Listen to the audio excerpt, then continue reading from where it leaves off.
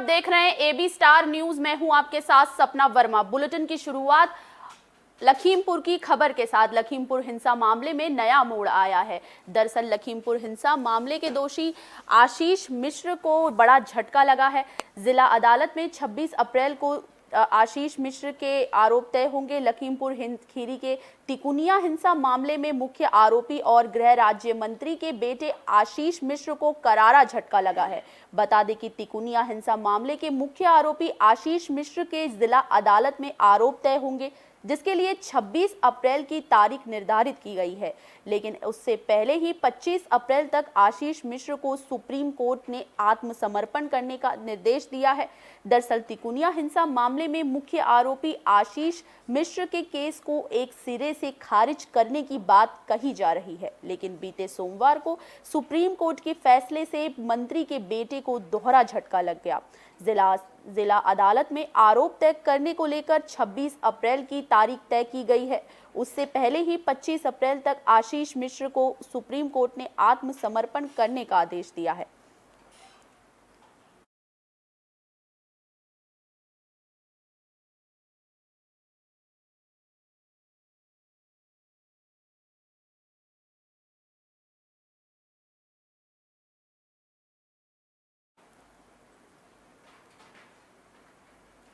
शामली में दिल्ली में हुई जहांगीरपुरी हिंसा के बाद अब यूपी में सरकार काफी अलर्ट मोड पर है।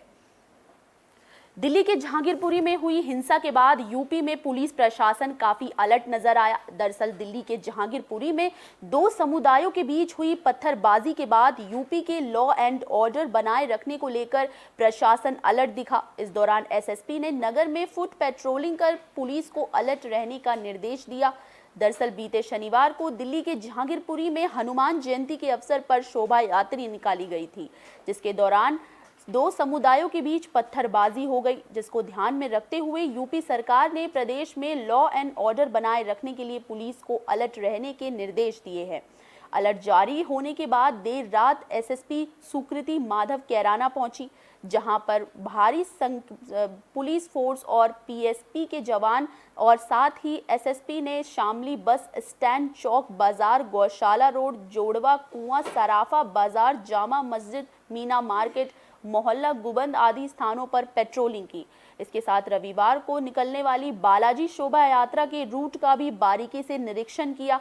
एसएसपी ने पुलिस कर्मियों को अलर्ट रहने के साथ ही बालाजी शोभा यात्रा की ड्रोन कैमरे से निगरानी के भी निर्देश दिए।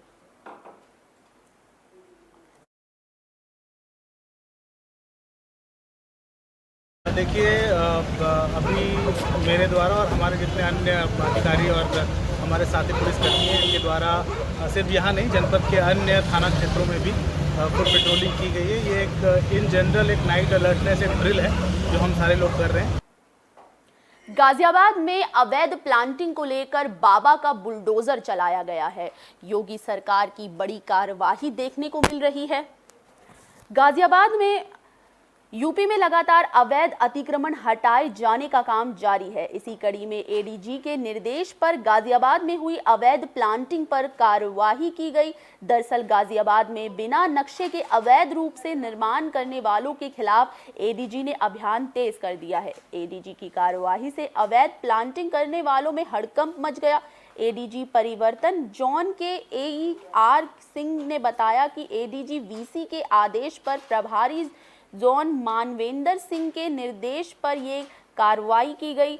लोनी के ट्रोनिका सिटी के पास रेखा बिल्डर्स ने 20 बीघा जमीन में अवैध ऑफिस और बाउंड्री बनाई गई थी, जो रेखा गार्डन के नाम से अवैध कॉलोनी बनाई गई थी, जिसकी शिकायत एडीजी अधिकारी को कई बार मिली। एडीजी के उच्च अधिकारियों के आदेश पर पुलिस ने इसे ध्वस्त कर दिया।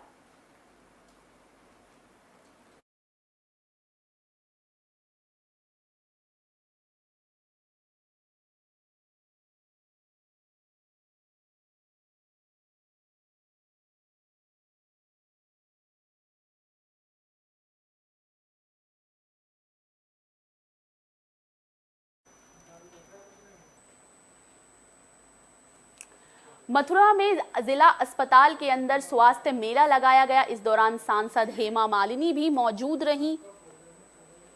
आजादी के अमृत महोत्सव के अंतर्गत जिला स्वास्थ्य समिति ने वृंदावन में जिला संयुक्त चिकित्सालय पर स्वास्थ्य मेले का आयोजन किया।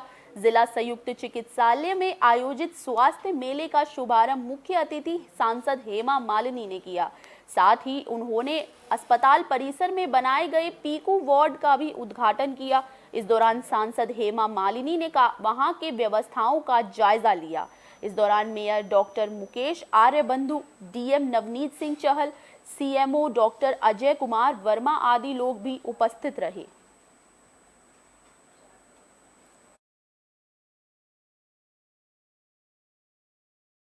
जी का सपना है कि पूरे देश के लोग निरोगी रहें। ये आयुष्मान भारत के तहत ये मेला आयोजित किया गया है, जहाँ पर गरीब जनता को हर किस्म का सुविधा मिले। पीकू वार्ड का जो उद्घाटन किया गया है, जिसको शुरुआत की गई है, उसको सांसद महोदया की सांसद निधि के माध्यम से किया गया है। और ये स्पेशली उस दौरान किया गया था जब कोविड की सेकेंड वेव के बाद ये आशंका थी। कन्नौज में विजिलेंस विभाग की टीम ने बड़ी कार्यवाही को अंजाम दिया है। दरअसल पूरा मामला बीएसए से जुड़ा हुआ है। भ्रष्टाचार का बड़ा मामला सामने आया है। यहां तैनात बीएएस के करीबी सीनियर क्लर्क बलवीर सिंह यादव को रिश्वत लेते गिरफ्तार किया गया। क्लर्क को एक शिक्षक का एरियर निकालने के बदले में 10,000 रुपए की रिश्वत लेते हुए विजिलेंस लखनऊ की टीम ने रंगे हाथों पकड़ लिया। वरिष्ठ लिपिक के पकड़े जाने के बाद बीएसए कार्यालय में हड़कंप मच गया। उत्कृष्ट कटिहार सहायक अध्यापक पद पर प्राथमिक स्कूल अवनी द्वितीय जलालबाद में तैनात है। उत्कृष्ट की तैनाती 59,000 शिक्षकों की भर्ती के दूसरे बैच में हुई थी।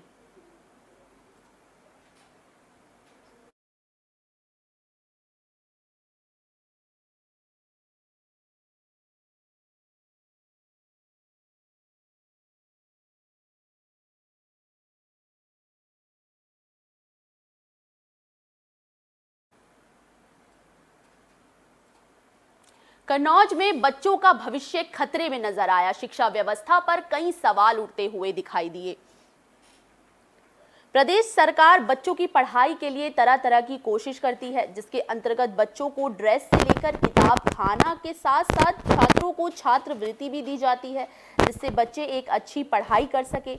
लेकिन छिबरा मऊ के क्षेत्र करमालापुर प्राथमिक विद्यालय में कुछ और ही देखने को मिल रहा है। स्कूल के अधिकारी और कर्मचारी के बच्चों की जिंदगी से खिलवाड़ कर रहे हैं। दरअसल मामला कन्नौज के सरकारी स्कूल का है, जहां मासूम बच्चों को सफाई कर्मचारी बनते हुए दिखाया गया है। मिली जानकारी से पता चला है कि यहां स्कूल में बच्चों को सुबह सुबह रोज झाड़ू लगानी पड़ती है। वहीं अध्यापक भी समय से स्कूल नहीं पहुंचे हैं, बस सरकार से तनख्वाह के रूप में मोटी रकम ले रहे हैं और मनमाने तरीके से विद्यालय में महज टाइम पास करके अपना समय बर्बाद कर रहे हैं।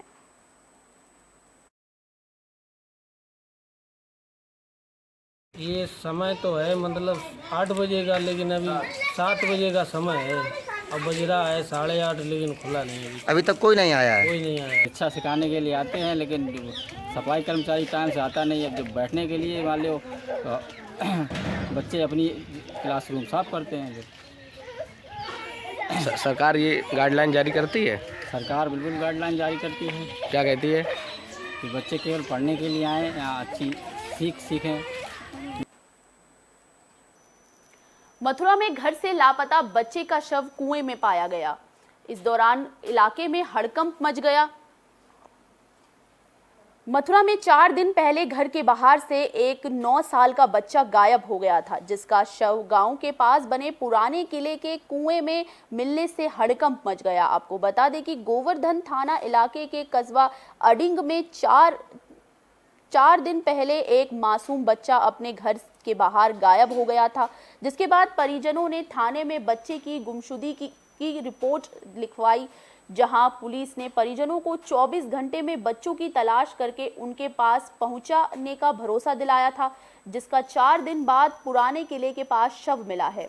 मासूम बच्चे का शव मिलने के बाद परिजनों में कोहराम मच गया। वहीं ग्रामीणों का कहना है कि कल गांव में खोजबीन के दौरान कुएं को देखा गया था, लेकिन तब कोई कुएं में नहीं था। आशंका है कि बच्चे की हत्या कर शव कुएं में डाला गया है। वहीं बच्चे की शव को कुएं में पड़े होने की सूचना पर पुलिस भी मौके पर पहुंची, जिसके बाद पुलिस ने कुएं में पड़े बच्चे के शव को निकालकर पोस्टमार्टम के लिए भेज दिया। घटना है ये, और स्थिति को देख के लग रहा है ये बच्चा शायद कल तक जिंदा होगा। और अब जो है ये घटना हुई है और कितनी बुरी है और कितनी गलत है कि बच्चा अड़िंग की अड़िंग में सेफ नहीं है यार। लेकिन मैं समझता हूँ कि बच्चा कस्बे में ही था 3-4 दिन से।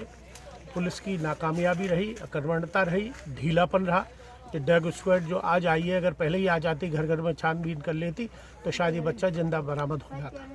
कल चूँकि समाज का दबाव पड़ा, हम लोगों का दबाव पड़ा, अल्टीमेटम दिया उनको 24 घंटे का, उसका ये नतीजा है कि बच्चे को आज ही रात को, क्योंकि ये परिवारजन रोज आके देख रहे थे।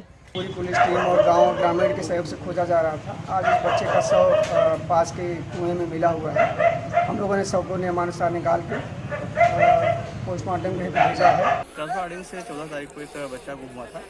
आज उसकी डेड बॉडी कुएं में पाई गई है। इस प्रकरण में पीएम के लिए बॉडी भेजी जा रही है। मथुरा में बांके बिहारी मंदिर में श्रद्धालु दंपति के साथ अभद्रता का मामला सामने आया है। अभद्रता का वीडियो सोशल मीडिया पर वायरल होने के बाद जग प्रसिद्ध ठाकुर बांके बिहारी मंदिर में श्रद्धालु दंपति से अभद्रता की गई, जिसका वीडियो सोशल मीडिया पर वायरल हो रहा है। दरअसल जग प्रसिद्ध ठाकुर बांके बिहारी मंदिर में दर्शन के दौरान मंदिर कर्मचारी ने एक दंपति से गाली गलौज की, लेकिन जब दंपति ने मंदिर कर्मचारी के व्यवहार का विरोध किया, तब मंदिर कर्मचारी ने दंपति को धक्का मार कर मंदिर से बाहर निकाल दिया, जिसका रो कर महिला ने अपनी आप बीती बताते हुए मंदिर कर्मचारी पर दुर्व्यवहार का आरोप लगाया है।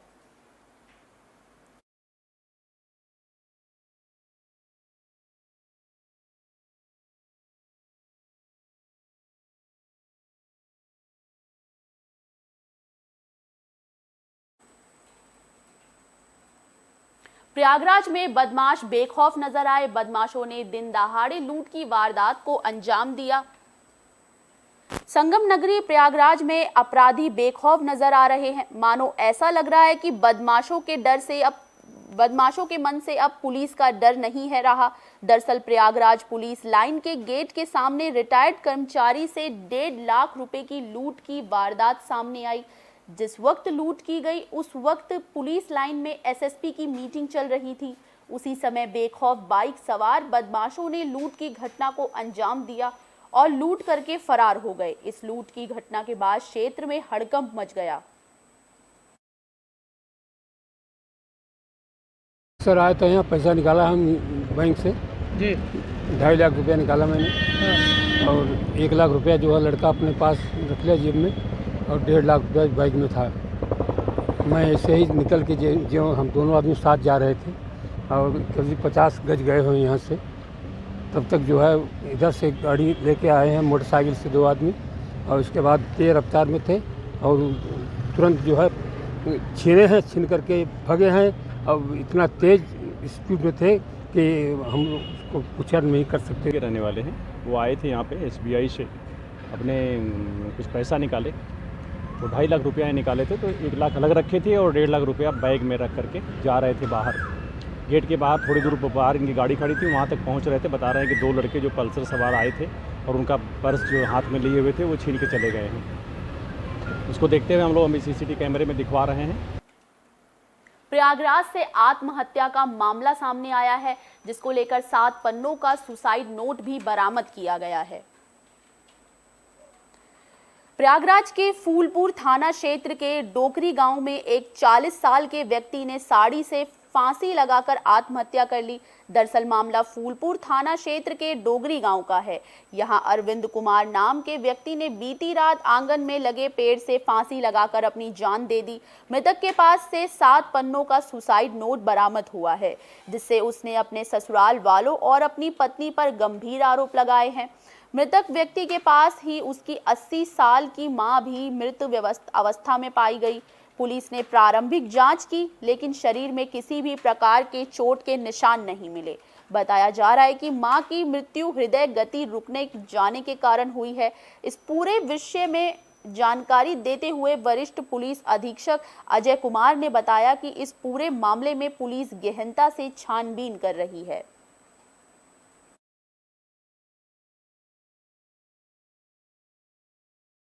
नाम ढोकरी, थाना फूलपुर, जिला प्रयागराज का है। इसमें पुलिस को सूचना मिली थी कि ढोकरी गांव में एक घर में 2 लोग मृत अवस्था में हैं। उस सूचना पर तत्काल पुलिस टीमें, मैं फील्ड यूनिट, डॉग स्क्वाड मौके पे पहुंचे थे। मौके पे जाकर के पता चला कि एक ललिता देवी हैं जिनकी उम्र 80 साल है, वो मृत अवस्था में तख्ते पर पड़ी हैं। इसके आगे जाने पर आंगन में पाटन के सहारे एक साड़ी के फंदे से लटके हुए अरविंद मौर्य हैं। उनकी बॉडी हैंगिंग पोजीशन में पाई गई। मौके से 9 पेजेस का सुसाइड नोट पाया गया। फिरोजाबाद में पुलिस और बदमाशों के बीच मुठभेड़ हुई। इस मुठभेड़ के दौरान फिरोजाबाद में पुलिस और बदमाशों के बीच मुठभेड़ हुई। इस मुठभेड़ के दौरान बदमाश को गिरफ्तार किया गया।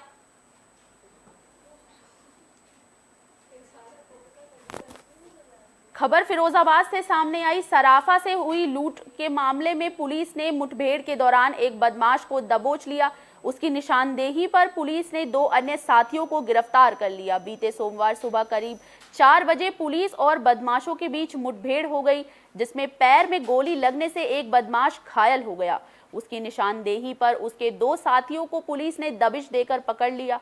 इन तीनों ने 13 अप्रैल की रात करीब 8 बजे टाट वाले बाबा मंदिर के समीप सराफ को गोली मारकर लूट की घटना को अंजाम दिया था। एसएसपी आशीष तिवारी ने बताया कि 13 अप्रैल को उत्तर थाना क्षेत्र के अंतर्गत टाट वाले बाबा मंदिर के समीप बाइक सवार 4 बदमाश मोहल्ला तिलक नगर निवासी सराफ महेश वर्मा को गोली मारकर 20,000 नकदी और 30,000 रुपए के आभूषण लूट कर ले गए। पीड़ित के परिवार की तहरीर पर अज्ञात बदमाशों के खिलाफ केस दर्ज कर जांच की जा रही है।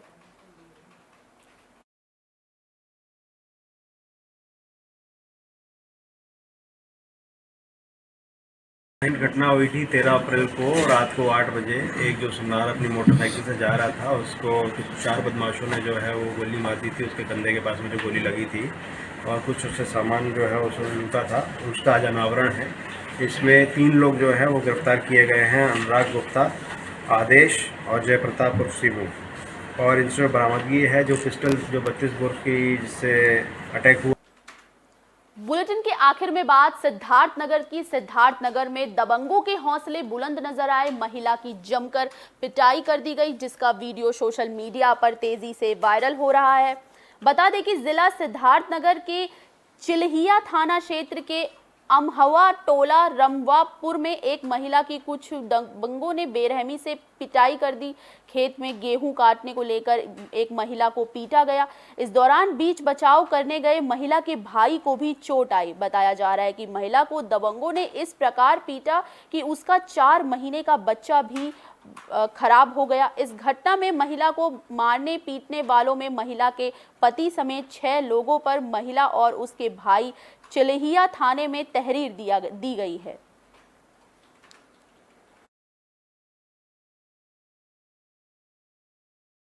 सरातुल्ला और सफातुल्ला, सराजुल्ला और हजरत अली बड़पुर के रहने वाले हैं। आपकी बहन का क्या नाम है, क्यों मारा उसको? गेहूं के लिए मारे हैं और नाम है फातिमा खातून। इस समय कैसी हालत है? इस समय तो ठीक है, दवा चालू हो गया है, लेकिन 2-3 दिन से नहीं चालू हुआ था। हाँ। बच्चे का क्या मामला? बच्चा तो खराब हो गया, वही तो डंडे से मारे हैं उन लोग पेट में, और लड़का खराब हो गया। 4 कितने दिन का बच्चा था? 4 महीने का। सा मिला रहा, जबरदस्ती कटवा लगे, गए रोका, लाठी डंडस मारी, पेट में चोट लग गया, पैर में लगा, गटाई दे के दबा दे, सब लोग मिलकर मारे। कौन लोग मारे? सराजुल्ला, सफातुल्ला, मोहम्मद रफील, सराफत अली, सरातुल्ला। ये रिश्ते में आपके कौन है? जेठ लागत। अपना उत्तर प्रदेश में आज के लिए बस इतना ही। मुझे दीजिए इजाजत। देश और दुनिया से जुड़ी तमाम खबरों के लिए देखते रहिए AB स्टार न्यूज़। नमस्कार।